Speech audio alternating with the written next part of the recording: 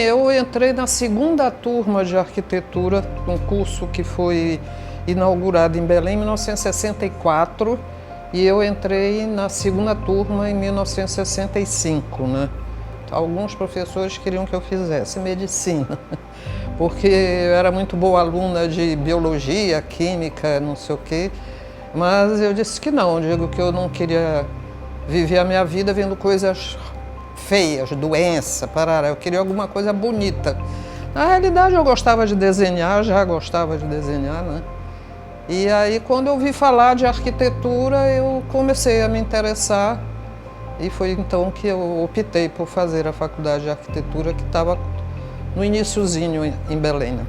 De 1965, em Belém existiam muitos engenheiros, né?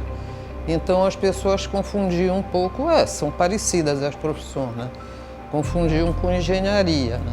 Eu tive que explicar, não é bem a mesma coisa, somos complementares, vamos dizer assim, os engenheiros e os arquitetos, né?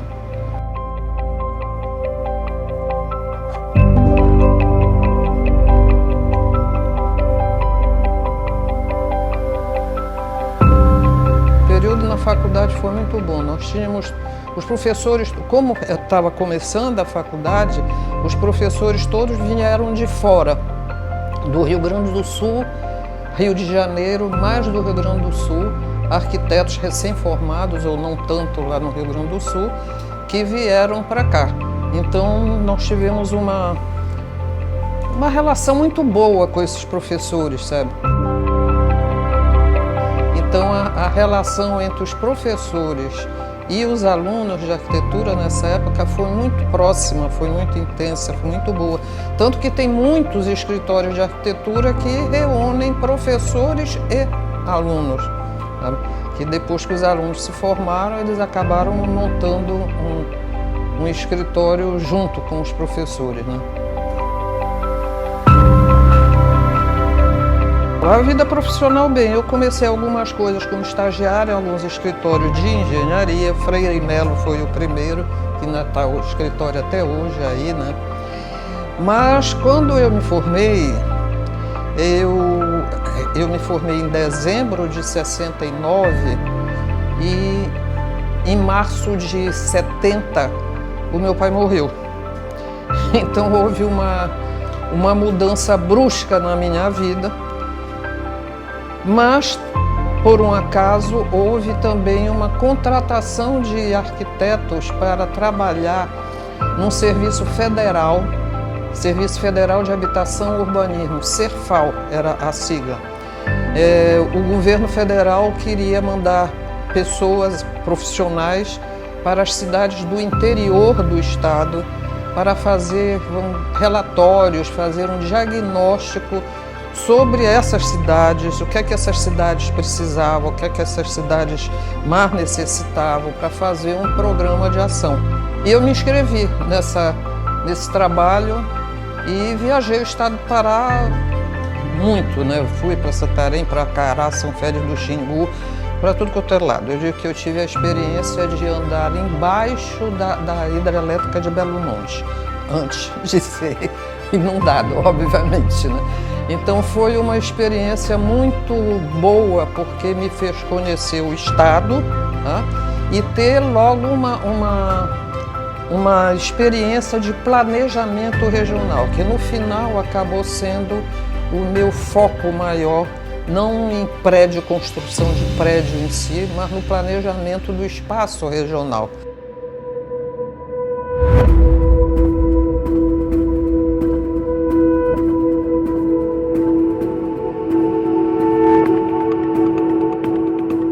Eu gostava muito de dar aula, e eu acho que os alunos gostavam da minha aula, tanto que até hoje eu tenho muitos alunos, amigos e tudo mais, né?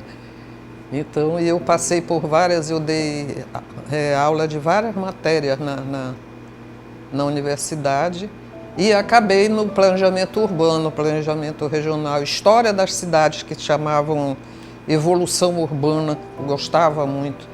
Que toda essa área de planejamento regional eu que assumia durante muitos anos, 25 anos. Quando eu entrei na faculdade, 1978, na época da Faculdade de Arquitetura, o meu sonho era fazer projetos grandiosos, né, mansões, enfim. Mas quando eu entrei na faculdade, eu tomei contato com colegas do movimento estudantil. Fiquei completamente seduzido por essas ideias, né? A discussão do espaço público, como a cidade poderia ser melhor para todos, né? Ricos, pobres, pessoas com deficiência, pessoas sem deficiência, enfim, o espaço urbano democrático. Porém, faltava ainda a questão da base técnica, da base teórica, da base metodológica, para que a gente pudesse efetivamente trabalhar com essas questões de uma maneira mais profissional. Então eu quero muitas ideias, ideias vagas, e foi exatamente nesse processo que a professora Carmen Cal entrou. Então, com as aulas de urbanismo, de planejamento urbano que tivemos com ela, então isso realmente deu-nos um fundamento teórico, metodológico, técnico, né, para que a gente passasse efetivamente a poder ter uma atuação profissional mais, de fato, uma atuação profissional de fato nessa área. Né. Então, exatamente essa é a importância dela na minha formação. Nesse processo todo, onde a faculdade não foi só apenas um local de formação técnica, mas sim foi um local de formação humanística, né?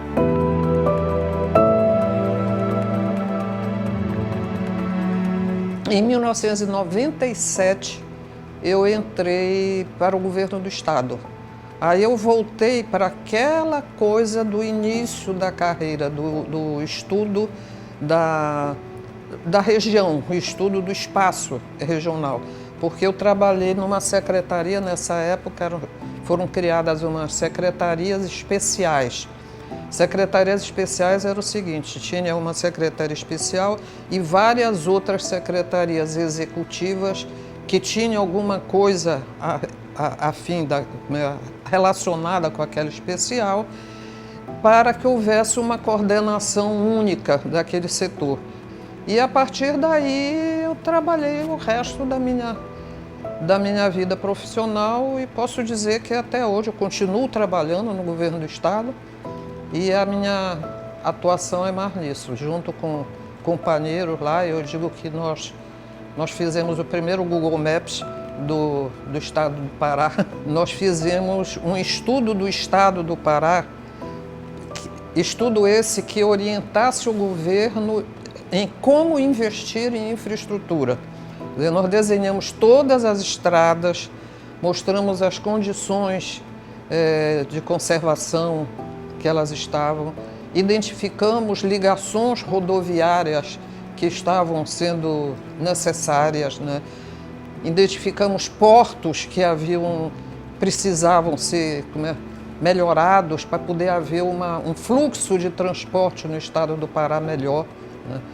E para isso nós fizemos um trabalho bem minucioso e bem braçal, porque nós chamávamos os prefeitos e os técnicos do próprio município para eles virem conversar conosco, explicando qual era a ligação que eles queriam. Se você precisar de um hospital, para onde é que você vai? Eu vou primeiro para a cidade tal, depois para tal, como é que está essa estrada? Então nós levamos aí bem um ano fazendo esse trabalho, mas temos um trabalho final muito completo da rede de rodovias e portos do estado do Pará. E eu, até durante um período, acabei sendo presidente da CPH, que é a Companhia de Portos e Hidrovias do estado do Pará, né? Depois eu saí. Então, a minha atuação realmente foi muito mais nessa área do planejamento regional, da organização do território regional. E quando eu resolvi fazer o meu doutorado, eu fui para a França, fui fazer um curso que exatamente se chamava Organização do Espaço Regional, quer dizer, tinha a ver tudo com aquilo que eu tinha feito até então, né?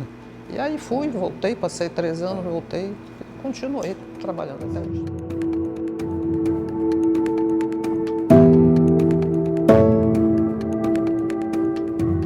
assim, tinha um ícone que nós tínhamos ali, ela e o esposo, dois professores que tinham acabado de chegar da França. Então isso daí para nós era assim, poxa, temos professores de alto nível aqui nos dando aula. Isso tudo sempre foi um marco na minha cabeça que eu nunca esqueci, né? Além da competência, da seriedade, ela nos propiciava assim, entender essa questão do dinamismo da cidade, como as cidades são urbanas, são organismos vivos, né? Na aula, sempre com uma tranquilidade, não era uma pessoa de estar sorrindo para todo mundo, mas ela realmente dava o recado com uma tranquilidade muito boa e muito conhecimento. Isso daí era inegável.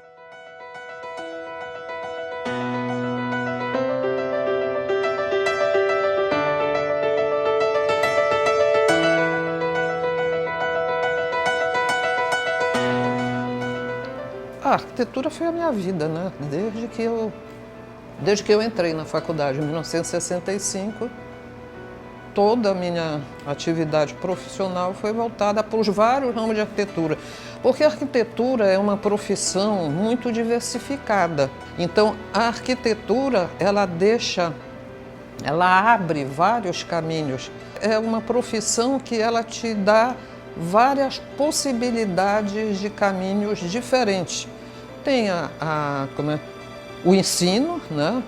Tem o planejamento, tem o projeto arquitetônico em si, o caso do professor Alcir Meira, né? Então, a arquitetura tem essa vantagem. Tem gente que, como dizia brincando o meu marido, que era muito irreverente, que tem muito de corte e costura também. Acho que é arquitetura e corte e costura e mais algumas coisas.